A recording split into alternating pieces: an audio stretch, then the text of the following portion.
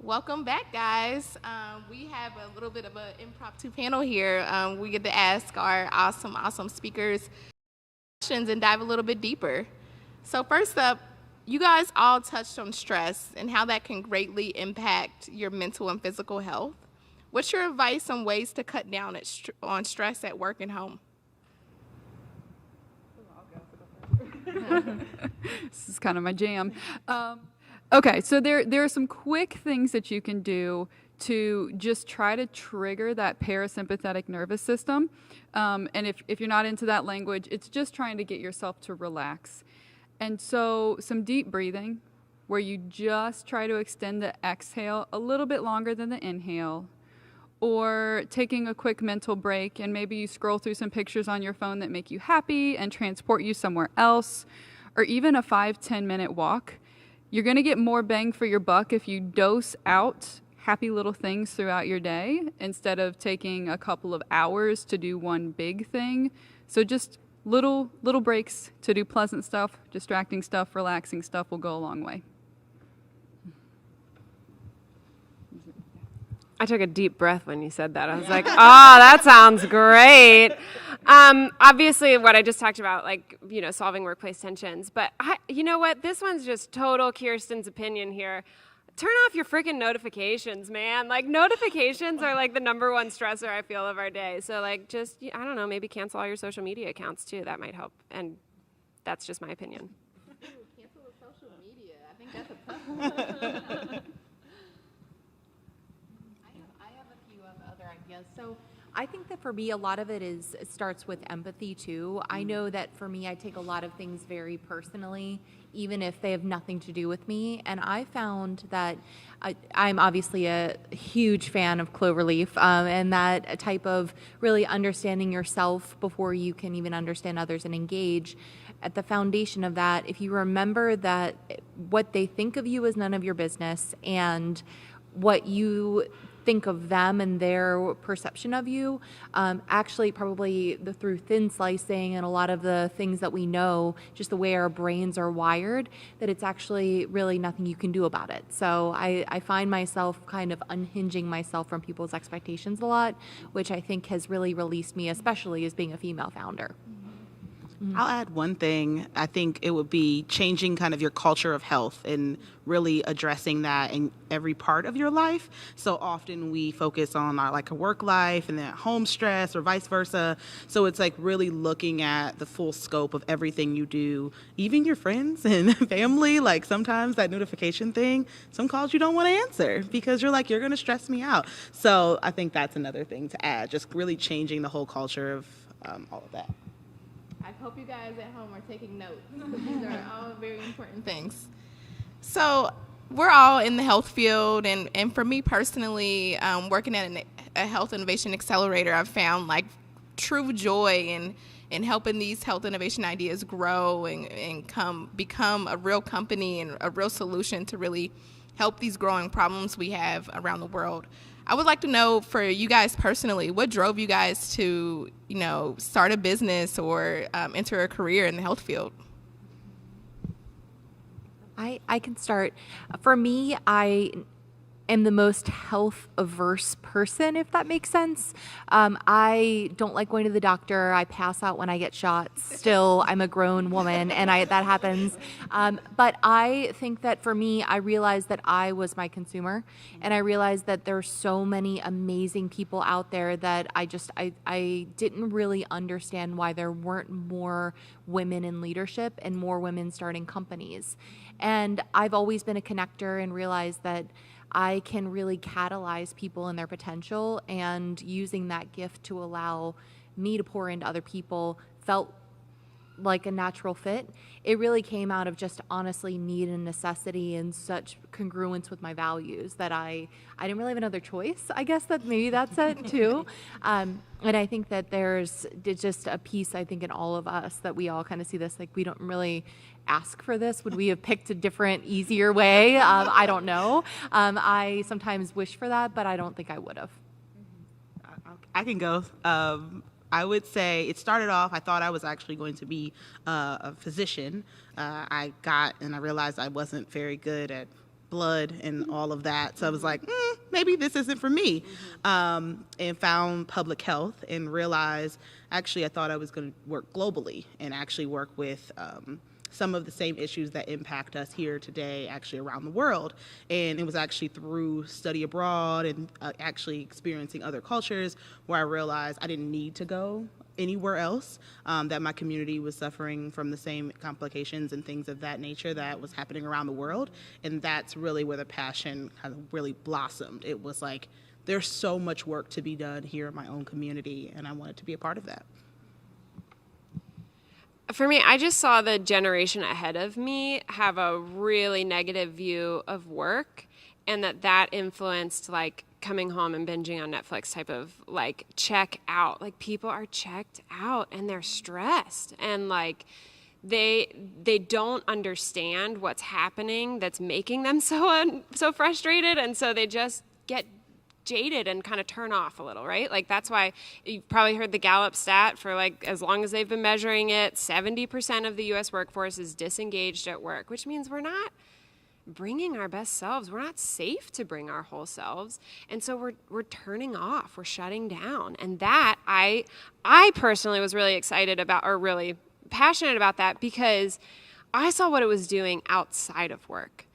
It makes parents come home and just be like, oh, let's get through dinner because I got to check my email after you're in bed, kids. And like, it makes us not interact with the cashier as much when we're checking out at the grocery, you know, like all of that. It just like, it's like dumbing down society. And I truly believe if you can teach people at work what is energizing to them, what they're good at, where they can bring value, and then you can help them see that in the people around them, you're going to flip society. Not only are teams going to become more productive and like figure out how to get plastic out of the oceans and solve cancer and all of that kind of stuff, like people are just going to be happier and more relationally rich because we're not afraid of people disagreeing with us. We're actually able to be open-minded and curious about that. OMG, what would that change about politics, y'all? Like that, it would just flip everything.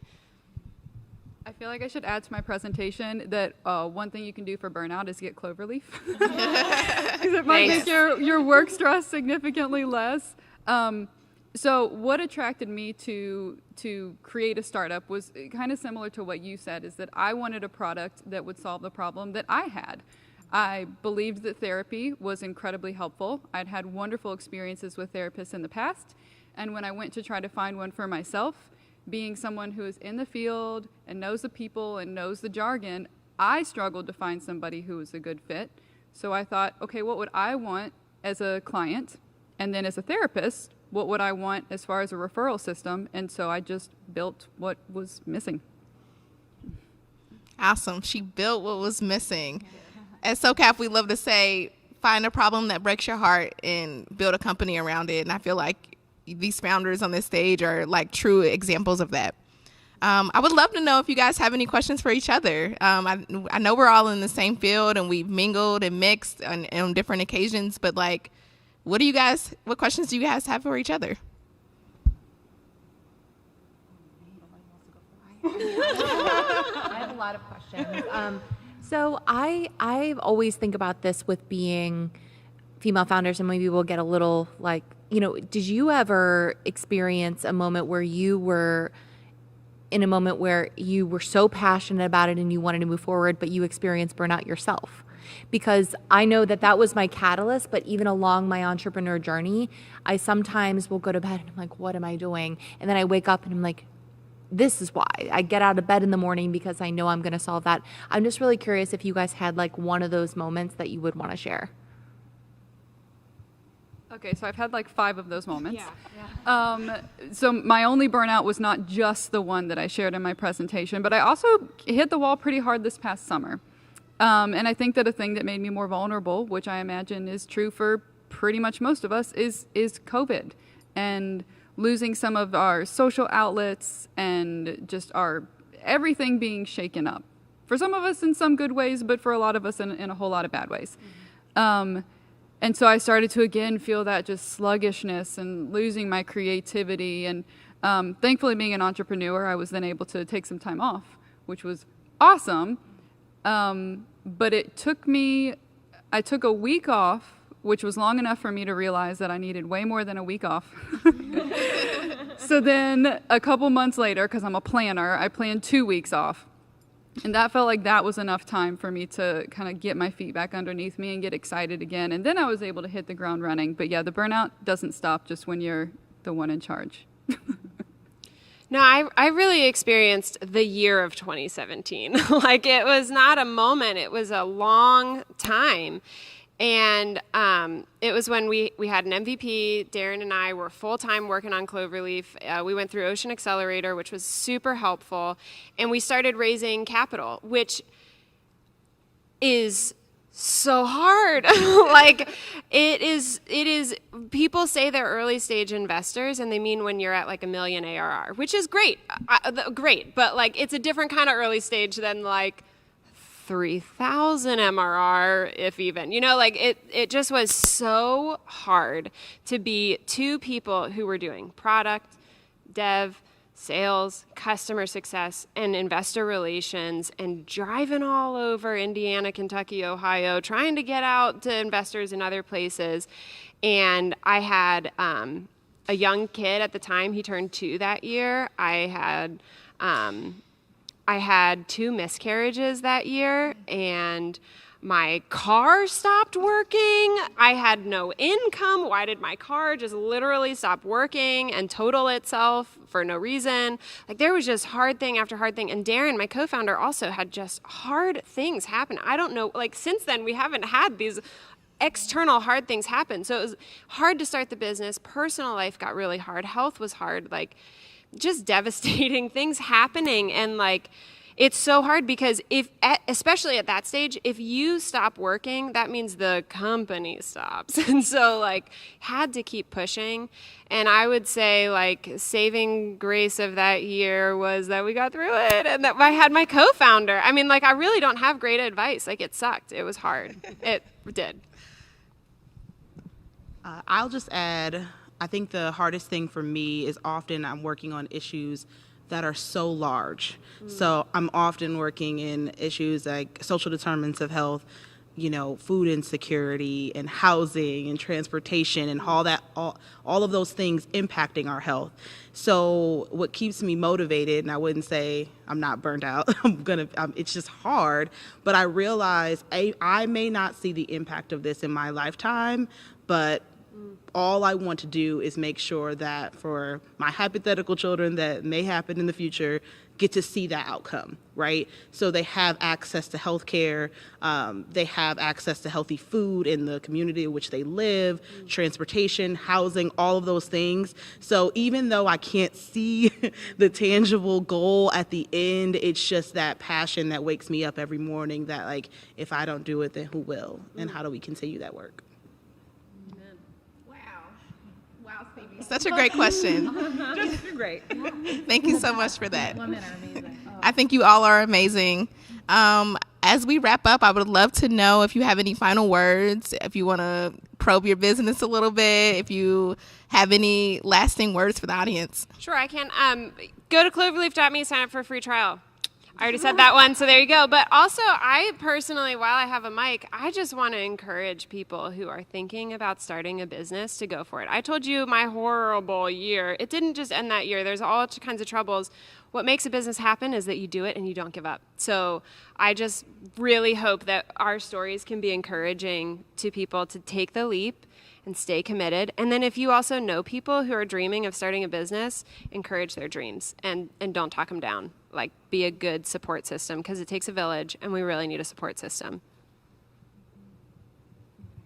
Well, I would say if anybody is interested in having conversations about mental health, about burnout, about finding a therapist, you can always check out our website at healthmatch360.com. We're still in development, so it's not live quite yet, but you can sign up for our wait list. Or just find me on LinkedIn. I'm happy to connect with anybody and everybody. Just linkedin.com/Dr. Bailey Bryant. Guess I'll go. So I would say, please take our survey. If you're not a woman, then give it to a woman in your life. So that would be first. Take our reproductive health survey. If you didn't get the link earlier because you're just tuning in, if you Google American Heart Association in Cincinnati, then you'll get to our page. If you go to heart.org, it'll be a lot of information that you should look at. But if you go to that page, you'll be actually able to see the survey. And then, yes, connect with me at Dr. Angelica Hardy on LinkedIn, and just really focus on your passion. If that's health, I would love that. But really focus on your passion and how we can help our community thrive. And I'll just say we are always looking for partners to help support their employees as well as people looking to invest in their whole self wellness. So you can check us out at shop.wisewellnessskill.com if you are interested in taking that free 100-point wellness assessment powered by Cloverleaf. And you can also, if you are a corporate executive or someone looking to invest in your teams, you can check out wisewellnessskill.com. We are just really excited to continue to grow and scale. Thank you so much, guys. I'd be remiss if I don't mention Yama Health. Please check out his website as well, focusing on matching doctors to patients.